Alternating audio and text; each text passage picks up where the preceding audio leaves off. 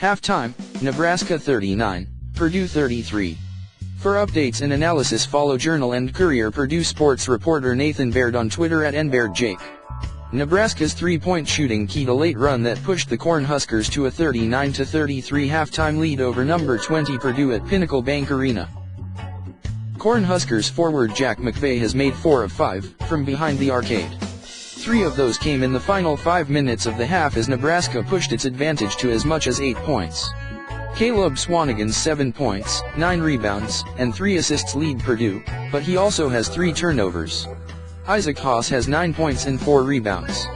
But the Boilermaker guards have been burned on some slow rotations on defense, and Nebraska has made 7 of 11 from 3. Pureed's own 3-point shooting helped it jump out to an 18-9 lead. Nebraska outscored the Boilermakers 30-15 over the rest of the half. Pre-game. Lincoln, Nebraska-Purdue basketball faces another road test today at Nebraska. The BTN broadcast begins at 4:30 p.m. Purdue announced Sunday morning that reserve forward Basil Smotherman is no longer a member of the program. Smotherman averaged 3.9 points and 1.7 rebounds but had not played in 2 of the last 4 games. The Boilermakers are coming off an 84-73 victory at Michigan State on Tuesday. That opened a stretch in which Purdue plays 4 of 5 games on the road.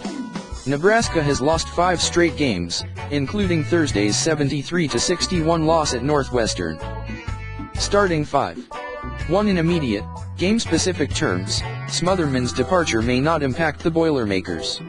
However, his loss will be felt in practices, where his combination of size and speed provided versatile matchup challenges. It also becomes a big problem if Purdue's front court depth thins any further. Matt Painter mentioned Vincent Edwards had been banged up after the MSU game, but he played 28 minutes and practiced as scheduled later in the week. We'll ask Painter later today if he's any more optimistic about Jacques Taylor's return this season. He sure wasn't the last time we asked.